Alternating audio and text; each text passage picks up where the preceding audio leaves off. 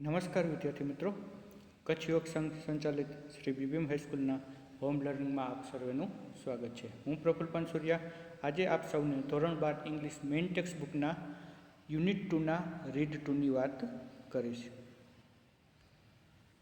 જેવી રીતે આપ સર્વે આપની સ્ક્રીન ઉપર જોઈ શકો છો તો યુનિટ 2ના રીડ 1ની આપણે ઓલરેડી વાત કરી ચૂક્યા છીએ. આજે આપણે યુનિટ 2ના રીડ 2 જેનું ટાઇટલ છે શેપર શેપ્ડ અને જેના કવિ છે હરીન્દ્રનાથ ચટ્ટોપાધ્યાય. આ કાવ્યની આજે આપણે વાત કરીશું. સૌથી પહેલાં શેપર શેપ્ડ જે ટાઇટલ છે એનો અર્થ જોઈએ તો એનો અર્થ થાય છે ઘડનાર પોતે ઘડાઈ ગયો. એવો ખૂબ જ સરસ અર્થ અહીંયા ટાઇટલનો આપવામાં આવ્યો છે. અને હરીન્દ્રનાથ ચટ્ટોપાધ્યાયે આ કાવ્યની અંદર માણસના આત્મમંથનની ખૂબ જ સરસ વાત કરી છે કે માણસ પોતાની કળાથી જ્યારે ગર્વ અનુભવે છે, અભિમાન અનુભવે છે, ત્યારે એની અનુભૂતિ કરાવે છે અને એને આભાસ કરાવે છે કે એનાથી પણ ચડિયાતું ઈશ્વર અથવા તો ભગવાન છે, એ ભગવાનની અનુભૂતિ કરાવતું આ કાવ્ય આપણી સમક્ષ રજૂ થયું છે. આ કાવ્યની અંદર તમે જોઈ શકો છો તો કુલ 4 સ્ટાન્જાસ છે. 4 અલગ અલગ સ્ટાન્જાસમાં આ ખૂબ જ સરસ નાનકડું કાવ્ય આપણી સમક્ષ રજૂ થયું છે.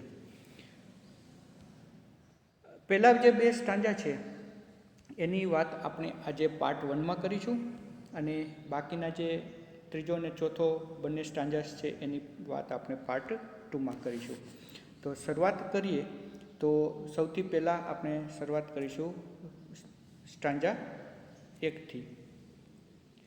આખો હું પહેલો સ્ટાન્જા રીડ કરીને બતાવું છું. In days gone by I used to be a potter who would feel his fingers mould the yielding clay to patterns on his wheels. But now through wisdom lately won, that pride has died away. I have ceased to be the potter and have learned to be the clay.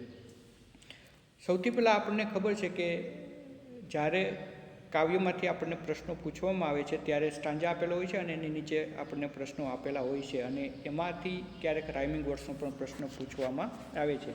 તો આ first સ્ટાન્જામાં જે પણ rhyming વર્ડ્સની જે pairs છે એની હું તમને વાત કરીશ. તો ફર્સ્ટ સ્ટાન્જામાં જે પહેલી જોડી છે એ છે ફીલ અને વ્હીલ્સ અને જે સેકન્ડ જોડી છે એ અવે અને ક્લે. આવી રીતે ફર્સ્ટ સ્ટાન્જામાં તમે રાઇમિંગ વર્ડ્સની 2 પેર જોઈ શકો છો. ત્યાર પછી આપણે ફર્સ્ટ સ્ટાન્જાના જે અમુક શબ્દો છે એના મિનિંગ પણ આપણે જોઈએ. તો તમે સેકન્ડ લાઇનમાં પોટર એવો શબ્દ જોશો તો પોટર શબ્દનો અર્થ થાય છે કુંભાર. ત્યાર પછી ફિંગર્સ એવો શબ્દ છે, ફિંગર્સ એટલે હાથની આંગળીઓ. ત્યાર પછી મોલ્ડ શબ્દ છે, મોલ્ડ શબ્દનો અર્થ થાય છે ટુ શેપ એટલે કે આકાર આપવો અથવા તો ઘાટ આપવો. ત્યાર પછી આગળ જોઈએ તો yielding એવો શબ્દ છે. yieldingનો અર્થ થાય છે સોફ્ટ અથવા તો ફ્લેક્સિબલ, પોચું અથવા તો લચીલું. અને ત્યાર પછી ક્લે શબ્દ છે તો ક્લે શબ્દનો અર્થ થાય છે માટી. ત્યાર પછી તમે જોશો તો પેટર્ન્સ, પેટર્ન્સનો અર્થ થાય છે ઘાટ આપવો, એટલે અલગ અલગ રીતે અથવા તો જુદો જુદો ઘાટ આપવો. પછી વ્હીલ્સ એવો શબ્દ છે એટલે આપણને ખબર છે કે કુંભાર જે પણ માટીના વાસણ બનાવે છે એ પોતાના ચાકડા ઉપર એને ઘાટ આપે છે. તો અહીંયા વ્હીલ્સ એટલે પૈડું નહીં પણ વ્હીલ્સ એટલે કુંભારનો ચાકડો. ત્યાર પછી તમે જોશો તો વિઝડમ આગળ શબ્દ છે, વિઝડમ એટલે શાણપણ.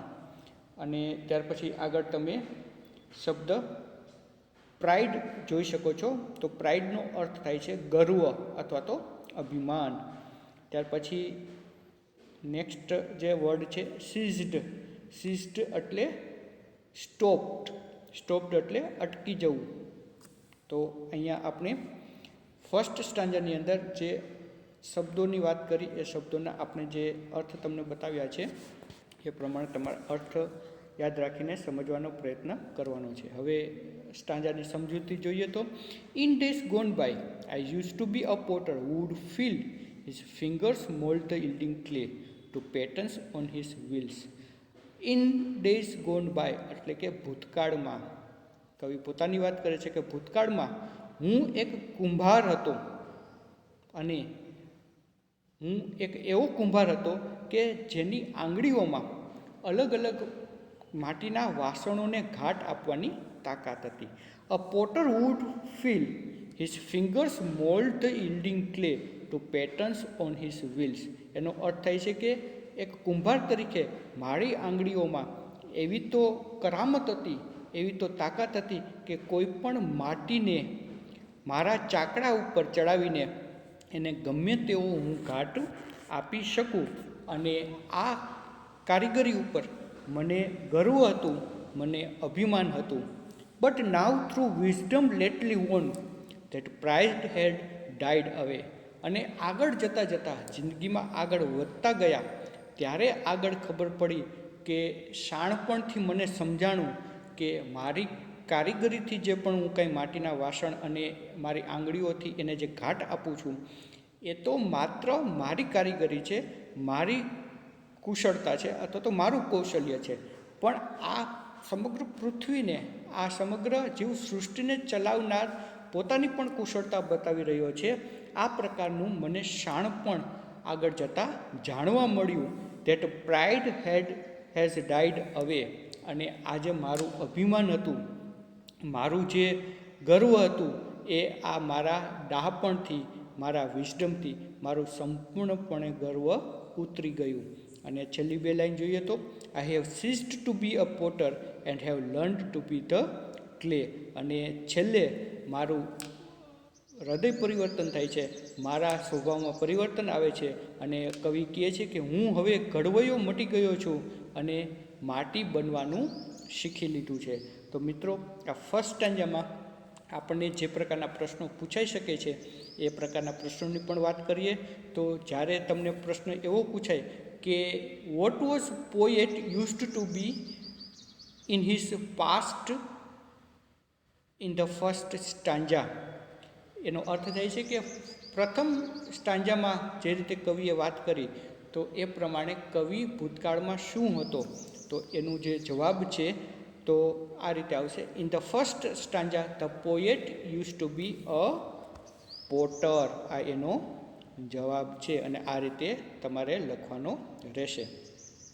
ત્યાર પછી જ્યારે એવો પ્રશ્ન પૂછાય ફર્સ્ટ સ્ટાન્જામાંથી જ, what the poet has learned to be, કે પોએટે, કવિએ પોતાના શાણપણથી શું બનવાનું શીખી લીધું, તો એનો જવાબ આવશે the poet has learned to be the clay. આવી રીતે જ્યારે તમને સ્ટાન્જા આપેલો હોય અને આવી રીતે પ્રશ્નો પૂછાય તો આ પ્રમાણે એના જવાબ લખવાના થશે. ત્યાર પછી આપણે આગળ વાત કરીશું નેક્સ્ટ સ્ટાન્જાની. તો સેકન્ડ સ્ટાન્જા છે એનું રીડ કરું છું. In other days I used to be a poet through whose pen innumerable songs would have come to win the hearts of men, but now through new got knowledge which I had not had so long, I have ceased to be the poet and have learned to be the song. સૌથી પહેલાં આ second સ્ટાન્જાની અંદર આપણે rhyming વર્ડ્સની જોડીની વાત કરીશું. તો અહીંયા રાઇમિંગ વર્ડ્સની જે ફર્સ્ટ પેર છે એ પેન અને મેન, અને ત્યાર પછી જે અન્ય જોડી છે એ લોંગ અને સોંગ. તો જ્યારે આ સ્ટાન્જા તમને આપવામાં આવેલો હોય અને રાઇમિંગ વર્ડ્સની જોડી લખવાની થાય તો ફર્સ્ટ પેર છે પેન અને મેન અને સેકન્ડ પેર છે લોંગ સોંગ. ત્યાર પછી આ સ્ટાન્જાની અંદર જે શબ્દો આપેલા છે એ શબ્દોના પણ અર્થ આપણે જોઈએ. એમાં સૌથી જે થર્ડ લાઇનની અંદર શબ્દ છે ઇનનમરેબલ, એનો અર્થ થાય છે અસંખ્ય. પછી આગળ વાત કરીએ તો નોલેજ, નોલેજ એટલે જ્ઞાન. તો અહીંયા આ સ્ટાન્જાની અંદર જે આપણે આ શબ્દો જોયા. હવે એની સમજૂતી જોઈએ તો in other days I used to be a poet through whose pen innumerable songs would have come to win the hearts of men. ભૂતકાળના દિવસોમાં હું એક કવિ હતો જેની કલમમાંથી અસંખ્ય ગીતો અથવા તો કાવ્યો લખાતા હતા અને એ કાવ્યો દ્વારા માનવોના દિલ જીતી લેવાતા હતા. તો અહીંયા પણ આ સ્ટાન્જાની અંદર કવિ પોતાને એક પ્રખ્યાત અને એક પોપ્યુલર કવિ તરીકેનો ગર્વ કરે છે અને પોતે કહે છે કે મારા કાવ્ય દ્વારા લખાયેલા ગીતો દ્વારા અસંખ્ય લોકોના દિલને હું જીતી લેવો હતો. આગળ વાત કરીએ તો but now through new got knowledge which I had not had so long. આગળ જતાં મારી જિંદગીના આગળના તબક્કામાં વધતા મને નવા જ જ્ઞાનનો આભાસ થયો. નવા જ્ઞાનને લીધે કે જે અત્યાર સુધી મને મળ્યું નહોતું, એવા જ્ઞાનને લીધે મને તો એમ થયું કે મારો કવિ તરીકેનો જે ગર્વ છે એ ગર્વ ખોટો છે. મારો કવિ તરીકેનો જે અહંકાર છે એ અહંકાર ખોટો છે.